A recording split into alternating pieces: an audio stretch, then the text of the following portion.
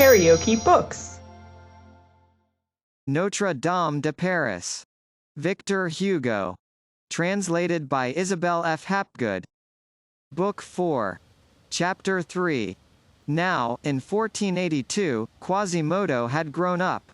He had become a few years previously the bell ringer of Notre-Dame, thanks to his father by adoption, Claude Frollo, who had become Archdeacon of Josses, thanks to his suzerain, Messire Louis de Beaumont, who had become Bishop of Paris, at the death of Guillaume Chartier in 1472, thanks to his patron, Olivier le Dame, barber to Louis XIV, king by the grace of God.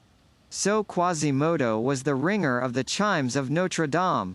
In the course of time there had been formed a certain peculiarly intimate bond which united the ringer to the church. Separated forever from the world, by the double fatality of his unknown birth and his natural deformity, imprisoned from his infancy in that impassable double circle, the poor wretch had grown used to seeing nothing in this world beyond the religious walls which had received him under their shadow. Notre-Dame had been to him successively, as he grew up and developed, the egg, the nest, the house, the country, the universe.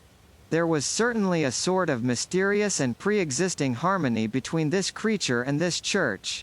When, still a little fellow, he had dragged himself tortuously and by jerks beneath the shadows of its vaults, he seemed, with his human face and his bestial limbs, the natural reptile of that humid and sombre pavement, upon which the shadow of the Romanesque capitals cast so many strange forms. Later on, the first time that he caught hold, mechanically, of the ropes to the towers, and hung suspended from them, and set the bell to clanging, it produced upon his adopted father, Claude, the effect of a child whose tongue is unloosed and who begins to speak. It is thus that, little by little, developing always in sympathy with the cathedral, living there, sleeping there, hardly ever leaving it, subject every hour to the mysterious impress, he came to resemble it, he encrusted himself in it, so to speak, and became an integral part of it. His salient angles fitted into the retreating angles of the cathedral, if we may be allowed this figure of speech, and he seemed not only its inhabitant but more than that, its natural tenant. One might almost say that he had assumed its form, as the snail takes on the form of its shell. It was his dwelling, his hole, his envelope. There existed between him and the old church so profound an instinctive sympathy, so many magnetic affinities, so many material affinities, that he adhered to it somewhat as a tortoise adheres to its shell. The rough and wrinkled cathedral was his shell. It is useless to warn the reader not to take literally all the similes which we are obliged to employ here to express the singular, symmetrical, direct, almost consubstantial union of a man and an edifice. It is equally unnecessary to state to what a degree that whole cathedral was familiar to him. After so long and so intimate a cohabitation, that dwelling was peculiar to him. It had no depths to which Quasimodo had not penetrated, no height which he had not scaled. He often climbed many stones up the front, aided solely by the uneven points of the carving. The towers, on whose exterior surface he was frequently seen clambering, like a lizard gliding along a perpendicular wall, those two gigantic twins, so lofty, so menacing, so formidable, possessed for him neither vertigo, nor terror, nor shocks of amazement. To see them so gentle under his hand, so easy to scale, one would have said that he had tamed them. By dint of leaping, climbing, gambolling amid the abysses of the gigantic cathedral he had become, in some sort, a monkey and a goat, like the Calabrian child who swims before he walks, and plays with the sea while still a babe. Moreover, it was not his body alone which seemed fashioned after the cathedral, but his mind also. In what condition was that mind? What bent had it contracted, what form had it assumed beneath that knotted envelope, in that savage life? This it would be hard to determine. Quasimodo had been born one-eyed, hunchbacked, lame. It was with great difficulty, and by dint of great patience that Claude Frollo had succeeded in teaching him to talk. But a fatality was attached to the poor foundling. bellringer of Notre-Dame at the age of 14, a new infirmity had come to complete his misfortunes. The bells had broken the drums of his ears, he had become deaf. The only gate which nature had left wide open for him had been abruptly closed, and forever. In closing, it had cut off the only ray of joy and of light which still made its way into the soul of Quasimodo. His soul fell into profound night. The wretched being's misery became as incurable and as complete as his deformity. Let us add that his deafness rendered him to some extent dumb. For, in order not to make others laugh, the very moment that he found himself to be deaf, he resolved upon a silence which he only broke when he was alone. He voluntarily tied that tongue which Claude Frollo had taken so much pains to unloose. Hence, it came about, that when necessity constrained him to speak, his tongue was torpid, awkward, and like a door whose hinges have grown rusty. If now we were to try to penetrate to the soul of Quasimodo through that thick, hard rind, if we could sound the depths of that badly constructed organism, if it were granted to us to look with a torch behind those non-transparent organs to explore the shadowy interior of that opaque creature, to elucidate his obscure corners, his absurd no-thoroughfares, and suddenly to cast a vivid light upon the soul enchained at the extremity of that cave, we should, no doubt, find the unhappy psyche in some poor, cramped, and rickety attitude, like those prisoners beneath the leads of Venice, who grew old bent double in a stone box which was both too low and too short for them. It is certain that the mind becomes atrophied in a defective body. Quasimodo was barely conscious of a soul cast in his own image, moving blindly within him. The impressions of objects underwent a considerable refraction before reaching his mind. His brain was a peculiar medium. The ideas which passed through it issued forth completely distorted. The reflection which resulted from this refraction was, necessarily, divergent and perverted. Hence 1,000 optical illusions, 1,000 aberrations of judgment, 1,000 deviations, in which his thoughts strayed, now mad, now idiotic. The first effect of this fatal organization was to trouble the glance which he cast upon things. He received hardly any immediate perception of them. The external world seemed much farther away to him than it does to us. The second effect of his misfortune was to render him malicious. He was malicious, in fact, because he was savage. He was savage because he was ugly. There was logic in his nature, as there is in ours. His strength, so extraordinarily developed, was a cause of still greater malevolence. Malus puer robustus, says Hobbes. This justice must, however, be rendered to him. Malevolence was not, perhaps, innate in him. From his very first steps among men, he had felt himself, later on he had seen himself, spewed out, blasted, rejected. Human words were, for him, always a raillery or a malediction. As he grew up, he had found nothing but hatred around him. He had caught the general malevolence. He had picked up the weapon with which he had been wounded. After all, he turned his face towards men only with reluctance. His cathedral was sufficient for him. It was peopled with marble figures, kings, saints, bishops, who at least did not burst out laughing in his face, and who gazed upon him only with tranquillity and kindliness. The other statues, those of the monsters and demons, cherished no hatred for him, Quasimodo. He resembled them too much for that. They seemed rather to be scoffing at other men. The saints were his friends, and blessed him. The monsters were his friends and guarded him. So he held long communion with them. He sometimes passed whole hours crouching before one of these statues, in solitary conversation with it. If anyone came, he fled like a lover surprised in his serenade.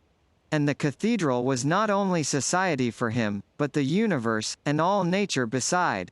He dreamed of no other hedgerows than the painted windows, always in flower. No other shade than that of the foliage of stone which spread out, loaded with birds, in the tufts of the Saxon capitals.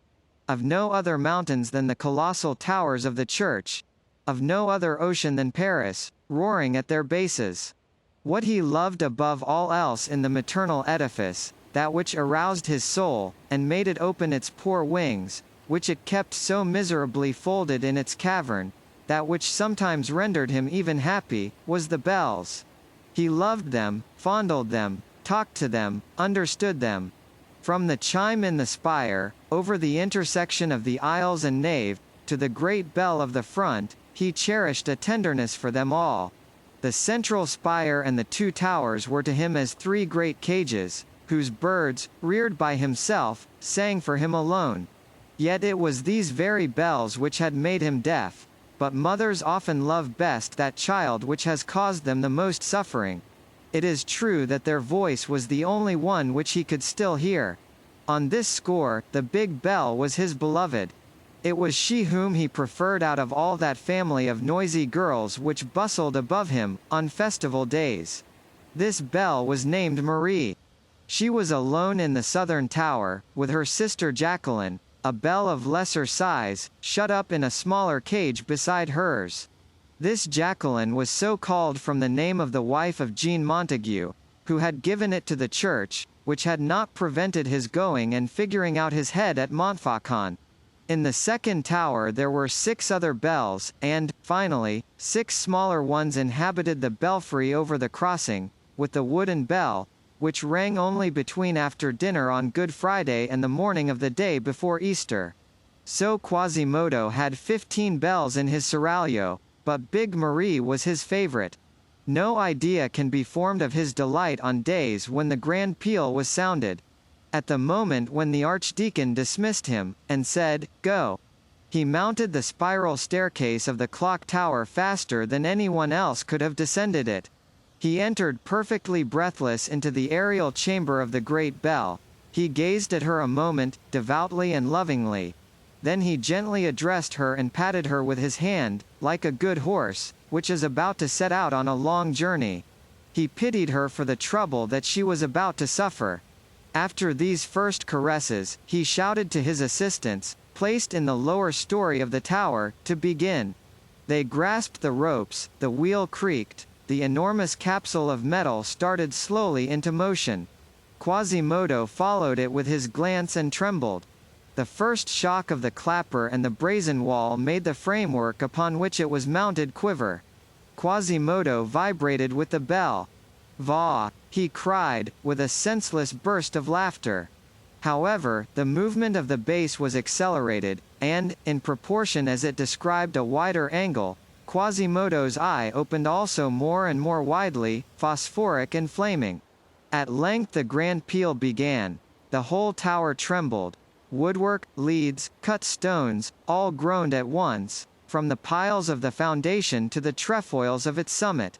Then Quasimodo boiled and frothed, he went and came, he trembled from head to foot with the tower.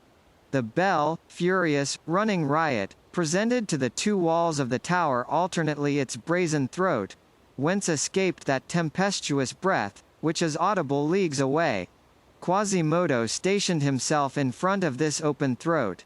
He crouched and rose with the oscillations of the bell, breathed in this overwhelming breath, gazed by turns at the deep place, which swarmed with people, 200 feet below him, and at that enormous, brazen tongue which came, second after second, to howl in his ear. It was the only speech which he understood, the only sound which broke for him the universal silence. He swelled out in it as a bird does in the sun. All of a sudden, the frenzy of the bell seized upon him. His look became extraordinary. He lay in wait for the great bell as it passed, as a spider lies in wait for a fly, and flung himself abruptly upon it, with might and main. Then, suspended above the abyss, borne to and fro by the formidable swinging of the bell, he seized the brazen monster by the ear laps, pressed it between both knees, spurred it on with his heels, and redoubled the fury of the peal with the whole shock and weight of his body. Meanwhile, the tower trembled. He shrieked and gnashed his teeth, his red hair rose erect, his breast heaving like a bellows, his eye flashed flames, the monstrous bell neighed, panting, beneath him. And then it was no longer the great bell of Notre-Dame nor Quasimodo. It was a dream, a whirlwind, A tempest, dizziness mounted astride of noise. A spirit clinging to a flying crupper, a strange centaur, half man, half bell. A sort of horrible Astolphus, borne away upon a prodigious hippogriff of living bronze.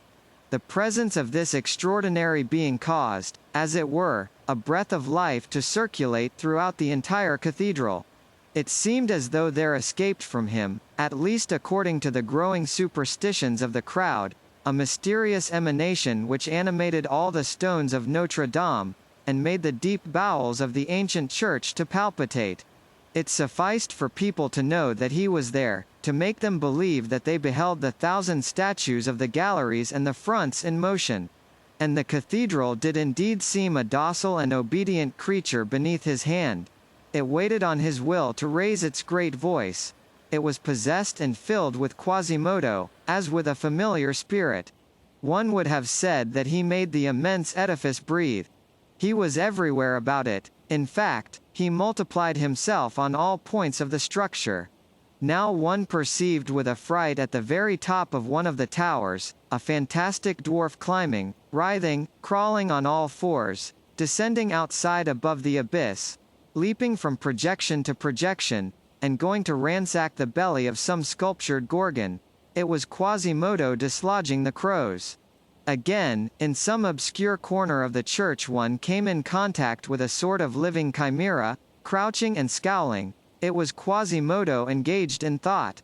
Sometimes one caught sight, upon a bell tower, of an enormous head and a bundle of disordered limbs swinging furiously at the end of a rope. It was Quasimodo ringing vespers or the Angelus. Often at night a hideous form was seen wandering along the frail balustrade of carved lacework, which crowns the towers and borders the circumference of the apse. Again it was the hunchback of Notre-Dame. Then, said the women of the neighborhood, the whole church took on something fantastic, supernatural, horrible. Eyes and mouths were opened. Here and there, one heard the dogs, the monsters, and the gargoyles of stone, which keep watch night and day, with outstretched neck and open jaws, around the monstrous cathedral, barking. And, if it was a Christmas Eve, while the great bell, which seemed to emit the death rattle, summoned the faithful to the midnight mass, such an air was spread over the somber facade that one would have declared that the grand portal was devouring the throng, and that the rose window was watching it. And all this came from Quasimodo. Egypt would have taken him for the god of this temple. The Middle Ages believed him to be its demon. He was in fact its soul.